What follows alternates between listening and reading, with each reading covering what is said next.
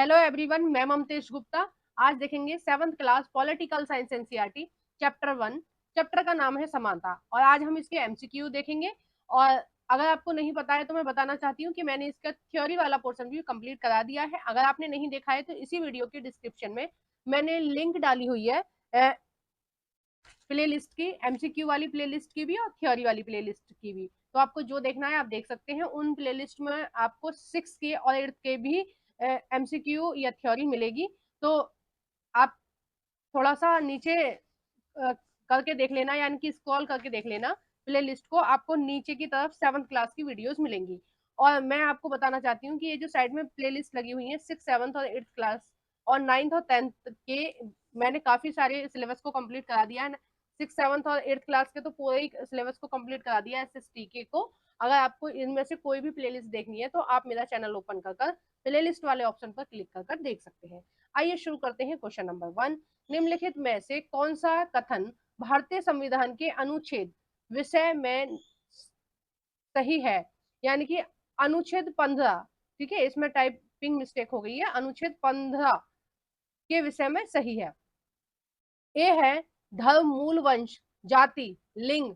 लिंग का मतलब है स्त्री और पुरुष, ठीक है। जाति का आप मतलब समझते हैं। जन्म स्थान का मतलब है कि भारत में किसी भी वो स्थान पर रह रहा है के आधार पर भेदभाव प्रतिषेध है, ठीक है।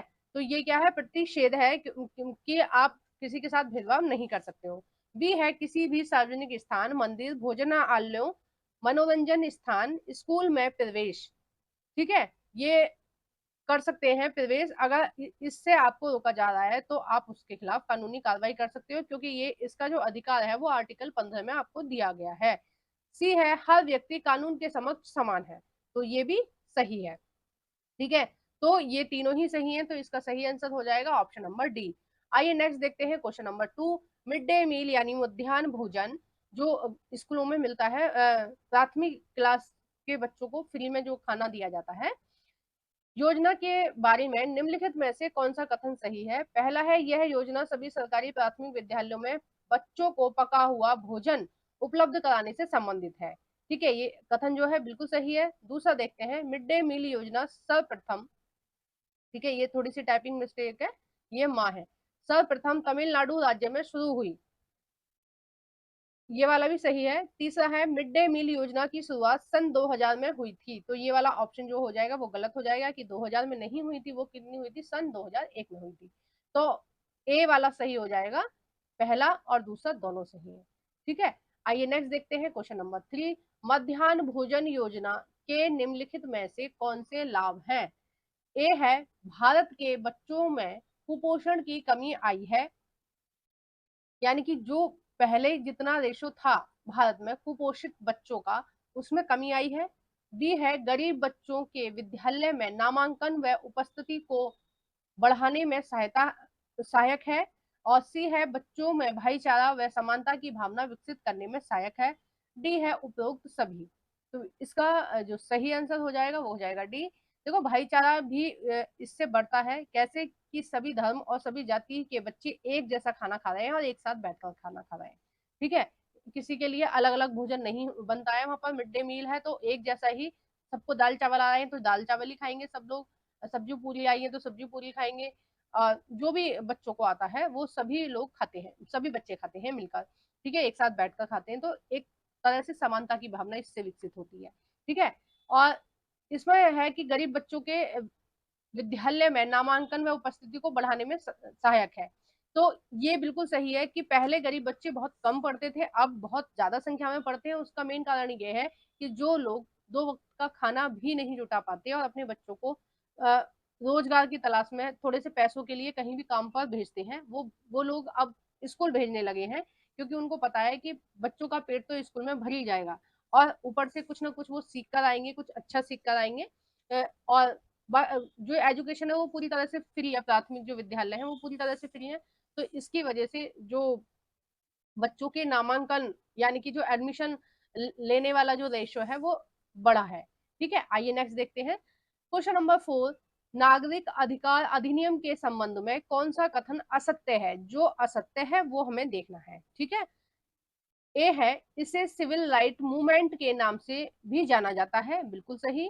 बी है, इस आंदोलन की शुरुआत अफ्रीकी अमेरिकन महिला रोजा पार्क्स द्वारा की गई। देखो, अफ्रीकी अमेरिकन महिला का मतलब है कि वो अफ्रीका मूल की थी। अफ्रीका मूल का मतलब है कि उनके दादा परदादा कभी अफ्रीका के थे, जो अमेरिका में कुछ रोजगार ढूंढने के लिए या काम ढूंढने के लिए आए और वहीं रह गए। उसके बाद जो महिला थी रोजा पार्क्स, उनका जन्म कहाँ हुआ? अमेरिका में। तो आपका किसी भी व्यक्ति का जन्म जहां जिस देश में होगा, वो व्यक्ति उस देश का नागरिक हो जाता है। ठीक है।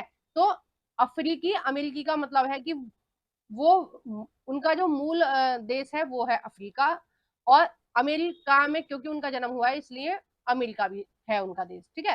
तो अफ्रीकी अमेरिकन महिला रोजा पार्क्स द्वारा की गई थी, बिल्कुल सही है। और सी है, 1964 में अमेरिका में नागरिक अधिनियम लागू हुआ, बिल्कुल सही है। और डी है, यह आंदोलन दक्षिण अफ्रीका में चलाया गया था। तो ये वाला जो ऑप्शन हो जाएगा डी वाला, ये गलत हो जाएगा, क्योंकि ये जो आंदोलन है वो दक्षिण अफ्रीका में नहीं चलाया गया था, ये चलाया गया था अमेरिका में।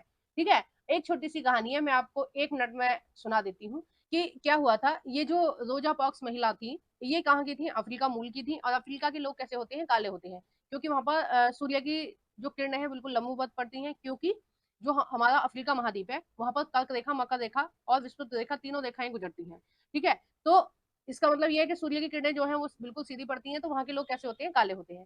और जिन लोगों को अपने ऊपर घमंड है कि वो गोरे हैं, तो मैं उनको बताना चाहती हूँ कि आप 2-3 दिन गर्मियों में धूप में रहकर देखिए, आपको पता चल जाएगा, आपका कलर ऑटोमेटिक फेड हो जाएगा। ठीक है, धूप की वजह से। तो इसलिए क्या है, अफ्रीका के लोग होते हैं काले। तो रोजा पार्क्स का कलर कैसा था? काला था। तो वो थक हार कर काम से लौट रही थी और एक ट्रेन में बैठी हुई थी। तो एक अमेरिकन व्यक्ति आया और उन्होंने कहा रोजा पार्क्स से, हम बैठेंगे, आप उठ जाओ। तो रोजा पार्क्स ने सीट देने से मना कर दिया, क्योंकि रोजा पार्क्स ने भी सीट के पैसे दिए थे, यानी कि टिकट ली थी। तो उन्होंने मना कर दिया।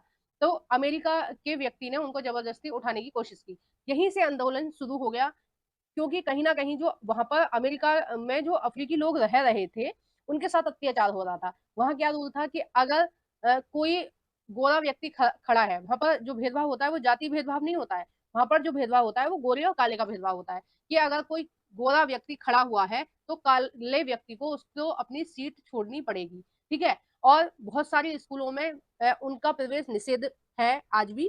ठीक है। और कुछ सरकारी स्कूलों में उनको घुसने की इजाजत होती थी पहले, और अब भी लगभग लगभग ऐसा ही होता है। तो जो काले बच्चे हैं वो पीछे बैठेंगे और जो गोरे बच्चे हैं वो आगे बैठेंगे।